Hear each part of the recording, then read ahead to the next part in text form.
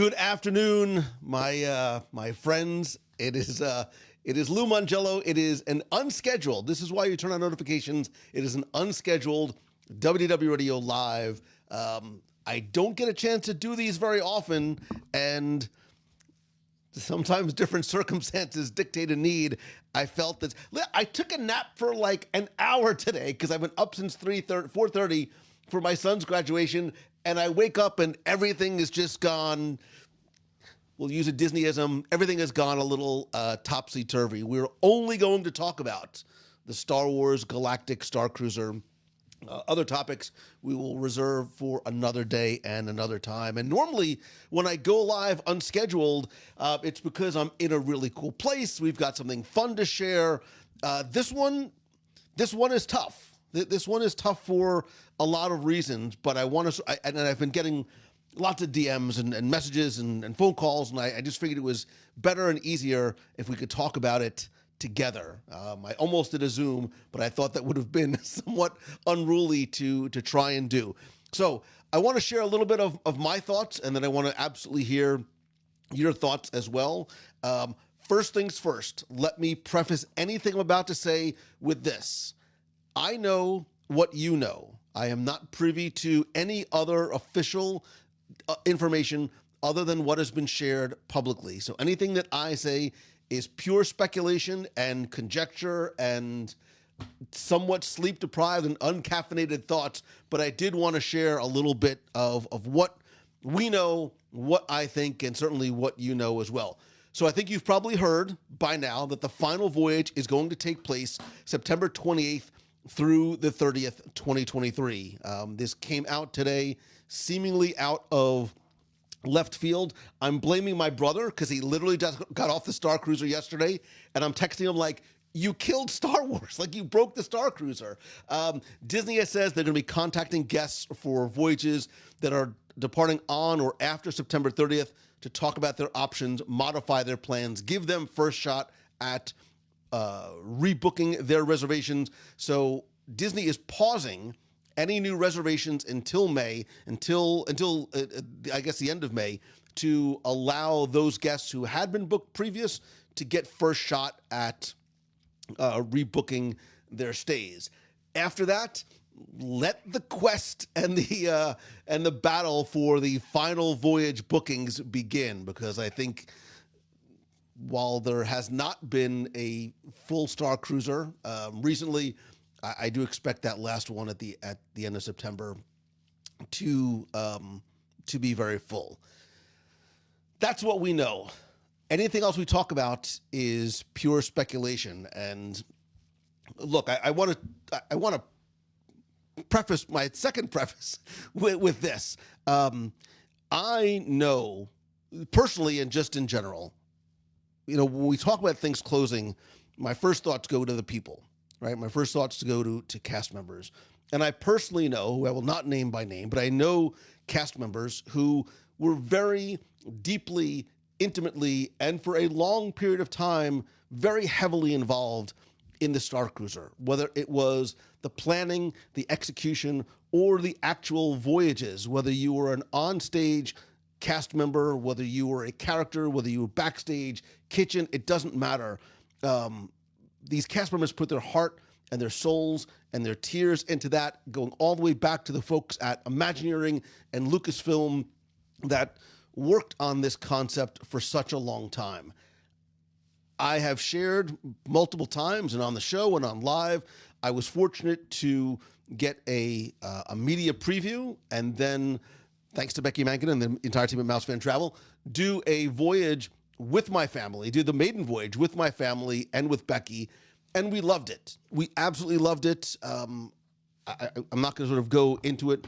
I always felt that I said, if your Star Wars fandom is like a 7 or 8 and above, like this is what you dreamt about as a child. I also understood the issues that the Star Cruiser had, specifically in terms of the sticker shock, and that it was not affordable and accessible to everyone. And I absolutely acknowledge that, and I get that. And even though we sort of reverse engineered the cost on the show to sort of understand how they arrived at that number, I understand that a lot of guests, for just very real reasons, could not get past that number. I felt it was an incredible experience. I will say I don't think it was marketed very well. I think a lot of people never really understood what it was, including and especially mainstream media that were continually calling this a Star Wars hotel. So when you're hit with Star Wars hotel, you're hit with that sticker, a lot of people just sort of tuned out and didn't want to hear it anymore because like, there's no way I can ever do this. I can go on a cruise for half as much. I could spend my money.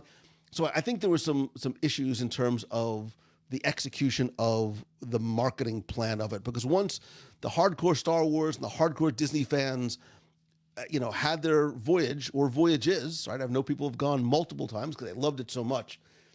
There was a huge, decrease in the number of guests.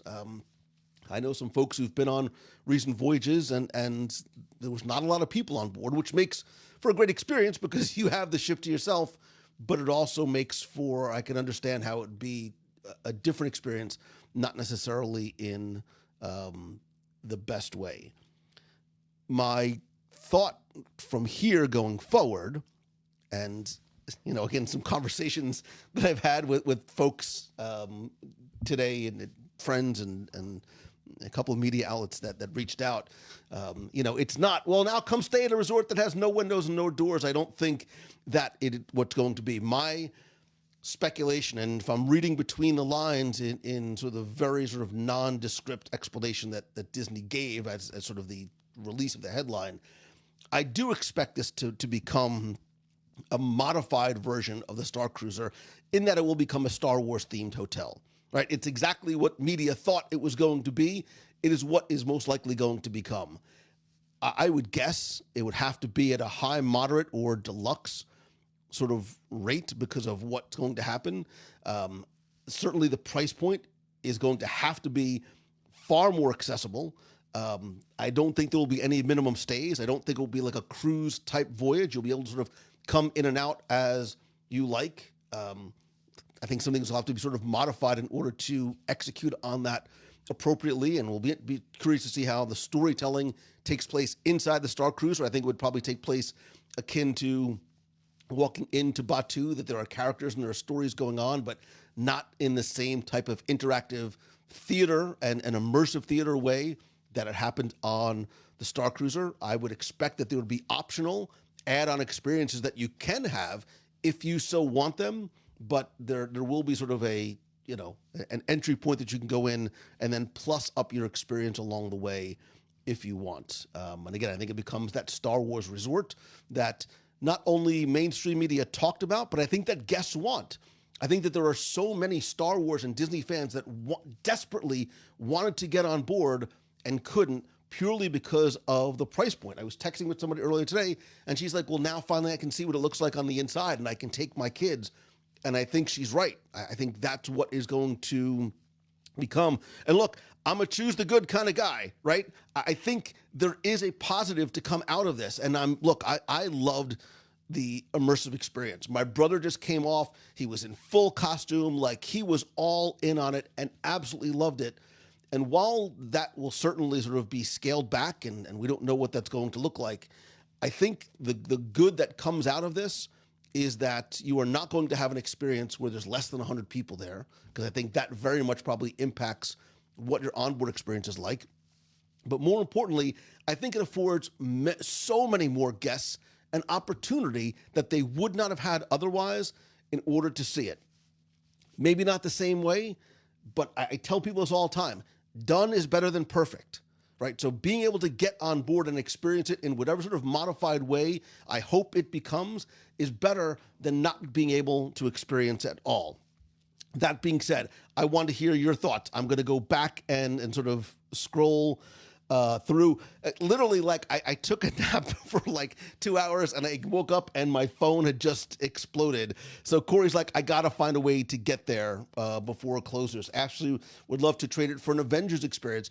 I would as well, Ashley. I think I'm going to pause there for a second because I don't think it's going to be modified from a Star Wars. There's just too much invested in it, right? You can't sort of change the theming, but I think there's a very expensive, like Harmonious, lesson to be learned here. I don't think Disney modified the experience along the way to prevent this from happening. I think sort of now that's what they're doing. But I think they're learning a lesson in terms of, okay, if we try and execute on these themed, interactive, overnight experiences in the future, what will that have to look like? This price point at this type of commitment does not work in the long run, right? Those first voyages were sold out. In the long run, and it's not sustainable. How can we do an Avengers type experience somewhere, but not sort of have the same potential shortcomings that this one have? So many wheels were already in motion. The COVID, inflation, economy issues. Ashley, I agree. I think there's a lot that worked against the Starcruiser.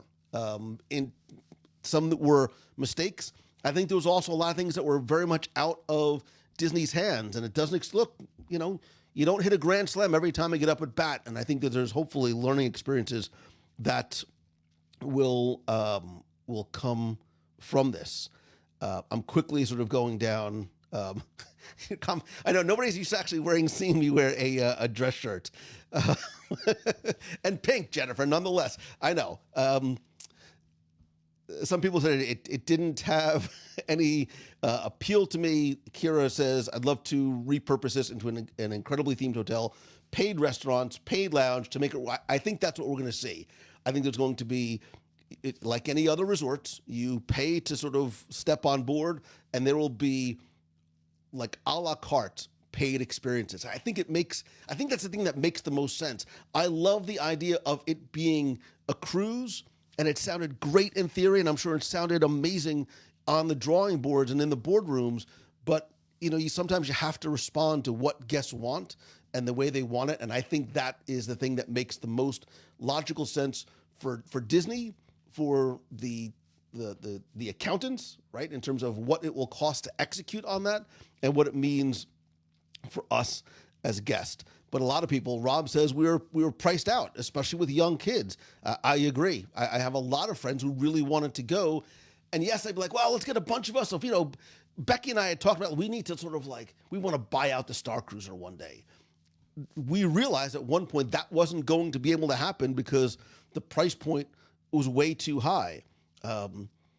So, Joe, I do think it's going to be reworked to make it more affordable. Becky, I think you're right. And that's why I talked about cast members, that this was not just one person's baby. This was a lot of people's babies, although that sounds really weird. But it was this incredible, long labor of love for so many people, from WDI on down to the people who were day-to-day cast members. I have to imagine today is heartbreaking for them, but I want to give them hope. Like Obi-Wan Kenobi, there is hope for this, and I think they should take solace in knowing that more guests will be able to enjoy this than had been before, and it will take some of the sting away for those guests that felt a bit jaded, because, and I'm paraphrasing, but I think guests felt, you dangle this amazing experience in front of me, but there's no way that my family of four with two young kids can justify that dollar figure. So by saying, look, we're going to, we're opening up the gates and we're going to change the model for this, I think there's a lot of good that can come from this. So I'm sad for those folks that didn't get to experience it this way. I'm sad for the cast and the crew, but I do believe that this is going to rise as maybe even a better experience, right? Like the phoenix from the ashes, it's going to rise like a better experience to allow more guests to do it. And all of a sudden, the it's too expensive conversation, for the most part, goes away. Is it going to be a value resort? Not at all, nor should it be. I think it needs to be a deluxe, because it is a deluxe type experience based on theming and accommodation alone. But I think you can justify that price point. So if you want to stay for a night, you want to stay for 2 nights, do something special for your kid or yourself who's a Star Wars fan, that's the way to do it. You don't have to be locked into this 2-night, 3-day, $5,000 per person, $5,000 per family type experienced. Mike says, I'm looking forward. I was hoping to do it, but I'm looking forward to whatever they decided to turn it into. Maybe, so Bob says maybe it's a ticketed dinner show and guest experience to make it more affordable. They could pump people through the scheduled times and not get used. So I had a conversation a couple of months ago with a friend of mine, and she suggested the same thing.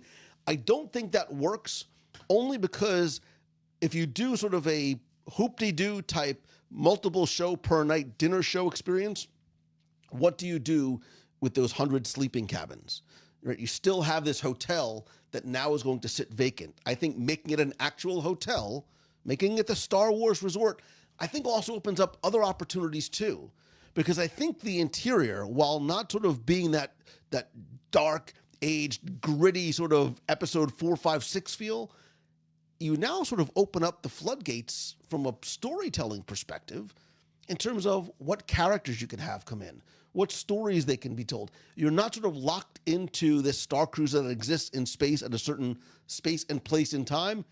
Maybe, I'm thinking this, and this might make no sense because I'm thinking, like I'm doing this on the fly, but maybe this becomes what all of us wanted from the beginning. We want to sort of be able to feel some of our own Star Wars story. And by own, I don't mean create my own adventure. I mean, I love the original trilogy. Bring Darth Vader in there. Bring R2-D2 in there. Bring characters that I know, love, and are familiar with into that place in space, because it is this sort of, free-flowing, formed type of story. The same way that now, like, oh, look, Mandalorians in Batuu, you can have these other characters appear, which I think will have much wider and broader, and I think deeper emotional appeal. Becky, I agree. I don't think it was ever marketed correctly. I think it wasn't tested and adjusted early on. I think there needed to be a little bit more, because I think when these new type of experiences, whether it is the Galactic Starcruiser, whether it is the changing of a layout of a Disney Cruise Line ship, I think you need to get real guests on board and get their feedback and be able to say, okay, we need to fix this, because we see that this is a potential pain point for guests. This is not being utilized maybe the way that we had seen it. A lot of people are talking about it being more affordable. Corey, I don't think it would be a day package. I think it needs to be an overnight hotel experience because of those guest rooms that are in there. It does give you, it might be able to give you some, maybe there's an add-on experience where you can get that access into Batuu that same way. I don't know, right? Because it's not like there's this, tunnel that was built in between. You had to sort of take this sort of boxcar transport from there. But I think this is opening up a wealth of opportunity and possibilities. So Jennifer said something interesting. Jennifer says, I'll say the price didn't turn us away.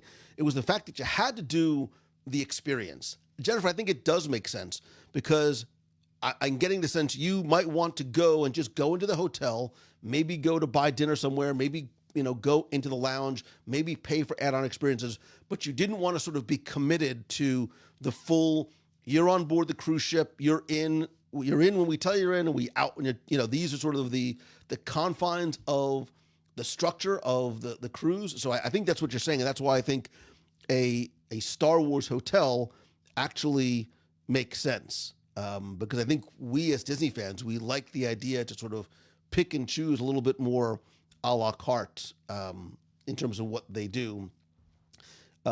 Lisa, I agree. Bravo to Disney for admitting it. They miscalculated, not digging in deeper. Same thing for the Harmonious tacos. Look, I have massive, ridiculous amounts of respect and admiration and appreciation for Bob Iger during his first tenure, and now he is making some very, very difficult choices. When I say difficult, it's not just difficult maybe the way you think I mean it. I don't mean difficult in terms of we have to just admit our mistake, which is huge, right? Harmonious is a mistake. We're going to pay to get rid of it. Starcruiser, the way we execute it, is a mistake. There's also a financial mistake, right? There's a huge financial trashing. That's the wrong word, but metaphorically speaking, trashing Harmonious does not come at no great cost. And I don't just mean the fiscal cost in terms of what sort of the long-term financial impact that it was supposed to have and the way it was sort of financed out, but now having to sort of remove that and pay to remove that. But I also think there is a marketing and PR to be able to stand up, and say, we made a mistake. We made a clear mistake. We are not going to sort of force it down your throats. We are going to get rid of it. You don't like Harmonious. You don't like the barges. That's on us. We're going to take them away. You're not enjoying the Starcruiser, even with 30% discount. We still can't fill it. That handwriting is on the wall. We will admit it is. I think it takes massive. I'm trying to use the right word here. I have massive respect for a company that can publicly say, we made a mistake, we're going to fix it, and we're going to make it right. I think that's what the appointment of Bob Iger again was saying on a broad 30,000 foot scale. I think that's what he is saying in terms of the things that he is doing and executing on, like Harmonious and like the Starcruiser. I see a lot of people saying that you were glad that you were able to do it. Becky, I agree that they're not walking away from the experience, but they are going to adjust it. Some people said, look, I like the concept, but I was an introvert, and that's just not for me. I don't want to sort of feel like the only way to get my dollar benefit from the experience is by having to be so interactive. I think now you're not going to have that sort of pressure. And I know some people did feel pressure. There were folks I know who also were very introverted that wanted to just sit on the sidelines. And while I think you can do that, I think you did have a better experience the more you allowed yourself to be immersed in it. I also felt there was if you weren't sort of in the right place at the right time, you missed out on certain things, right? I missed out on the hologram experience, which I'm sure you may have already seen by now, which it's great to give somebody a little bit of FOMO because you want to come back, but not at that price point, right? You could miss something in Batu and go, oh God, I gotta go back tomorrow, I gotta go back next week, I gotta go back next year so I can see that again. It's different when it comes at that price point. So that, I think, hopefully goes away. I'm quickly sort of trying to catch up through your comments are great, but I'm going through as fast as I can. A paid dinner with Gaia would be like, I think that I would, without a doubt. So that's experience, the captain's dinner experience at night can and should be a hoop-de-doo like experience, because you have to, if you want to have that entertainment, I mean, you could, I take that back. It doesn't have to be, because the entertainment doesn't have to be sort of a 3-act show as that really was. I think maybe it can't be that. Maybe it can't be a hoop-de-doo like experience, and it has to be sort of an open reservation ADR-based experience that can also have music in it as well. But you take out the characters, you take out the story, because that story that takes place during dinner is the second act to a certain degree of the story that's being told on your past Starcruiser experience. Again, Stacy says, huge Disney fans, Florida residents thought the pricing was crazy. We're all in for a Star Wars themed hotel. So, and we don't, like I said, anything that I'm saying here is purely speculation on my part. So, and I don't know, again, I'm not sure that Disney's going to say, well, look, in order for us to make this work, we got to add more rooms. Let's try it out first. Maybe let's take some baby steps. If they do decide to go down this road, let's see what people are willing to pay and stay in a Star Wars themed hotel. What does that price point look like? What are people going to be comfortable with? And look, let's be realistic. Look at the pricing, especially during some peak times of year and even moderate season, for deluxe resorts at Walt Disney World. If you want to stay at the Polynesian, you want to stay at the Grand Floridian, you want to stay at some of the deluxe resorts, you're paying somewhere sometimes close to almost $1,000 a night. I've seen prices $800, $900 for a room per night. Animal Kingdom Lodge, the same thing. Again, you start getting into, okay, where is that tipping point dollar-wise? Because this is a premium themed type experience, I'm not sure that adding rooms at the beginning is the model. I think it's, let's learn, let's test, let's see what works, let's see what the feedback is going to be, and then can adjust accordingly. Bob says this opens up the timeline for Batu and Walt Disney World, not locked into the sequels. Marcus, I agree. 100 rooms is not for a regular style hotel, but this is not a regular style hotel.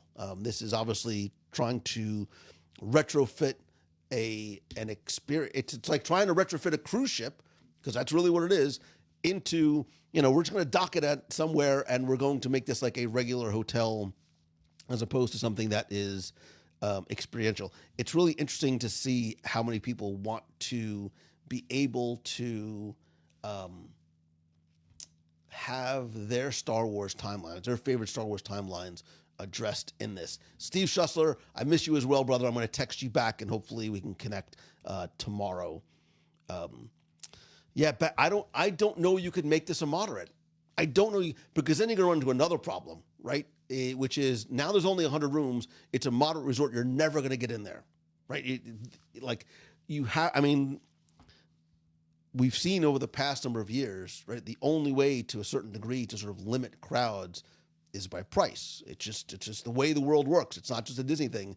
I think if you sort of put this at a moderate level, the demand is going to far outweigh the availability, which will once again lead to a different type of frustration for Disney. You might not realize this. If you go on the internet, you can see Disney fans are sometimes vocal about their frustrations. Twitter, I'm absolutely looking directly at you. I think so. Yeah. Sometimes things happen for a reason. In the end, Disney will recreate the perfect fit. Marcus Vowell called when I was trying to think of the word, we like to call it chutzpah. So Jim Rohosky says, never interested in the experience, but I think it will do well as a themed hotel. I agree. And I hope that we're all right. I hope that this is what happens. I hope that Disney is going to realize there's great, there's great opportunity here if they are able, which obviously we see that they're doing now, that if they're able and willing to sort of modify what the original plan was. I think that's what any good, smart business and leader is able to do. And again, I'm going back to Iger on this. For a leader to be able to say, hey, this isn't working. We need to sort of we're hemorrhaging money right now. We need to sort of cut our losses. This is not good for business. It's not good for PR. It's not good for all these different reasons. Let's fix it. Let's make it better and get people excited again about this experience, because there hasn't been excitement about this since it first launched. And I think that excitement was tempered and to a certain degree dampened by so much pushback about that it's a commitment in terms of the number of days. It's a huge commitment in terms of cost. There was a lot of factors that I think took away from the initial launch.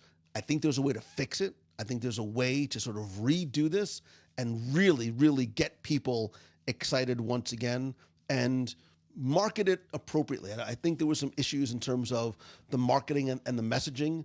You're now able to completely forget all that. Forget what you remember about the Star Cruiser, because this is what this experience is going to be, right? Like it's like taking, like I said, an old cruise ship. What's the one in California? They took the QE2 or whatever and put it in there and made it a hotel. That's what you're doing with the Star Cruiser. Becky says, I was disappointed they layer. Wait, I don't understand. I was disappointed they layer in the more personalized. Oh, that they did not layer in the more personalized and changing the story, finding ways to bring down the margin, to bring down the price were things I missed. I think all the things that we talked about were the things that contributed to that.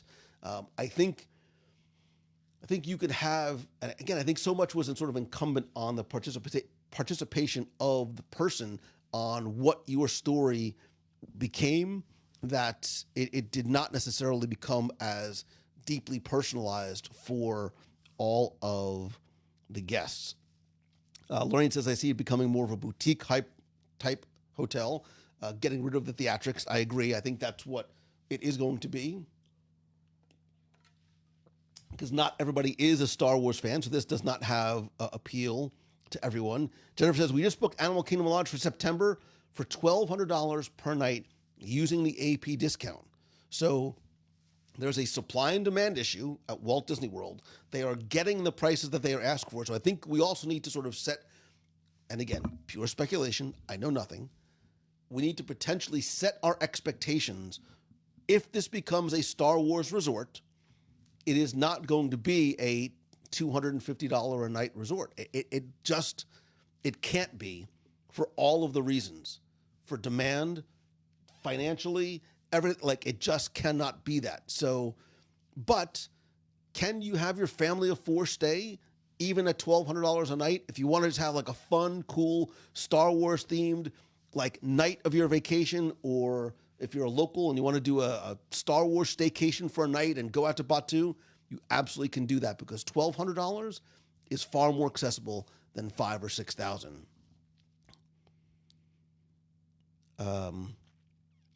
The Queen Mary, sorry, it was the Queen Mary in Long Beach. It's exact. I said the Kiwi too, same thing. So yes, it does not have. It doesn't have things like a pool. It doesn't have that gym thing that people seem to be obsessed with for some reason. So you lose out on those amenities. But I think that when you go to that resort, that's not why you're going there. You're not going to the Star Wars resort because I want to see how cool the pool is. I mean, can you build a pool outside? Maybe. Are there pools in space? I'm not even sure there are pools in space. I'll have the research team check on that. But I think that's why boutique hotel is probably the appropriate term, because it does not. It is not a traditional type of hotel experience. So,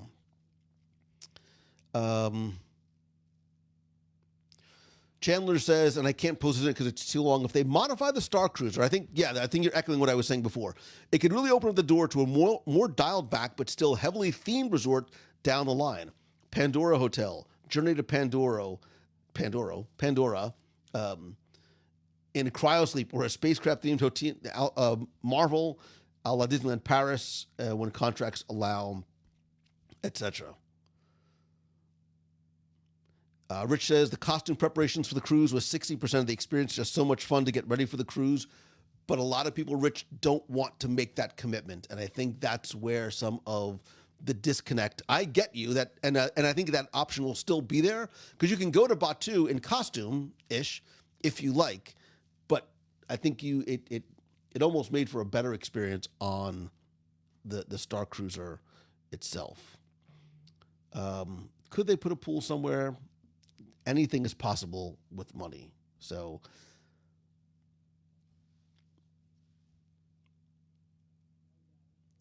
we never use the pool. Pools. So Stuart, I'm reading this the way I'm supposed to. Pools in space, right? That's the way you mean it. You mean it exactly like the Muppets, I'm assuming. Eddie Kern, if there's a bar. And actually, I agree. I do not think this messaging is that themed hotels don't work. I think the messaging that we're getting from this, and if they create a Star Wars themed hotel, which this is not, this is a Star Wars themed cruise in space. If they retheme it to we will see that heavily themed. Remember, and I posted this thing not too long ago. Maybe tomorrow, if I can, I'll post it.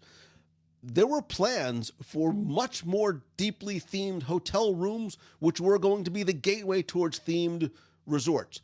All of the resorts, to a certain degree, are themed. We started to see pirate rooms, princess rooms. Do you remember I don't think I shared this. Do you remember the designs for the Haunted Mansion themed rooms? That's what this is, but it would be in a space, pardon the pun, that is specifically themed towards a single theme. It's Star Wars related, as opposed to a sort of generic pirate princess or even specific Pirates of the Caribbean. Walter says losing Sublight Lounge is probably the biggest loss. Our favorite Star Wars bar between that. So Walter, but that's what I mean. So if all of a sudden this becomes a resort, and you can just go to the resort and go to Sublight Lounge, or if you're staying at the resort, you can go to Sublight Lounge. However they decide, I think I agree with you. I think Sublight Lounge is better themed than the Hyperspace Lounge on the Disney Wish, like far and away. I think it is a different environment. It is much more well themed. They had the sabacc table in the middle. Just even sort of the design of the course, because if you step back from the Hyperspace Lounge on the Wish and there's nobody in there, it's relatively sort of, there's not a lot, right? There's not a lot to it other than the screens. So I agree about I agree about the lounge there, but. William, you're right. At least they've completed so much legwork and tech that can be used for future attractions, and I think the future of what this resort can be. So, Carlos, I don't think it'll take $500 million to turn it into a normal themed resort, including windows, a pool, a shop, and a restaurant or two, because you need those screens in the rooms, right? You still have the data pads to be able to do things. You've got this infrastructure in place. Why gut it, right? Why make it just another resort that now seems to have a Star Wars overlay? It still is a very deeply, immersively themed resort, which will command a premium, but you don't need a pool, right? You're not going to a Star Wars resort because you want to have a pool. It is sort of this idea. So there will be, I think, a little bit, and again, messaging and marketing is going to be critical if and when this resurrects as a quote-unquote regular resort. But to know that you and your family can stay in a Star Wars-themed resort, maybe get, sort of this, if they still offer some, backdoor access to Batuu, entering the park through Batuu, a half hour early, something like that, so you can extend your Star Wars experience, add on some other things that you can do in the hotel, whether they be optional, whether you buy into them, whatever it might be, whether it's Jedi training. I mean, you've got these cool things that are in there. And this is why when we broke it down, right? When we broke down our experience, say, what would we pay to let our kids and us go in and do Jedi training, right? What would that ticket cost? Well, now we can sort of figure it out. What will that ticket cost? What will that ticket cost to do some of the other type of, bridge training experiences, or, going to play in the engine room? I think there's a wealth of opportunity, but I really hope that Disney takes time and steps back and listens to guests, not just listens to Imagineers and cast members, and I think they will. I think that's one of the things that they have started to do really, really well. Again, that maybe for a lot of reasons, including COVID, they were not able to do, but get the guest input to find out what works, what doesn't work, and know what a guest satisfier is going to be before you execute on what your internal vision might be. So, let me just quickly go back and see. A lot of people are still talking about the idea of commitment. I think retheming the outside is not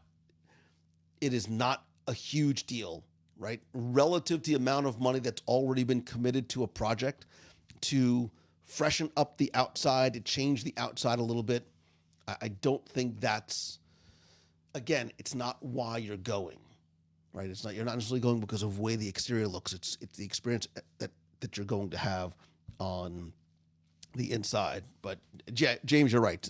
This is not going to be something that is going to be abandoned, dismantled, sold on eBay, whatever it might be. And that's why I think it is going to be what I think we all hope it will eventually become, which is a Star Wars themed resort. So that's why I wanted to go on very quickly, last minute live, because I think having this type of conversation and dialogue is easier than trying to just have it on multiple platforms, and certainly conversations I was having with some of you privately in DMs and email and text messages. I'd love to keep this conversation going in this thread. I know there's other conversations happening over in the clubhouse at www.radio.com/clubhouse. Come be part of the community and conversation, and invite your friends to as well. And yeah, that's it. Again, I take a nap for a couple of hours. The everything sort of gets a little upside down, but I'm happy we have this platform to be able to chat a little bit. But and also from here, and the reason why I have my big boy shirt on is today my son graduated high school. I don't know how that happened. We're not going to the Starcruiser, but we are going to dinner. And I'm not saying exactly where we're going, but chicken sugo rigatoni, I'm coming for you. So I need to sort of drown my Starcruiser sorrows in a little chicken sugo rigatoni. So that is going to do it. Thank you very much for taking the time to join me today or tonight, wherever you are watching from. And yeah, Becky, never a dull moment.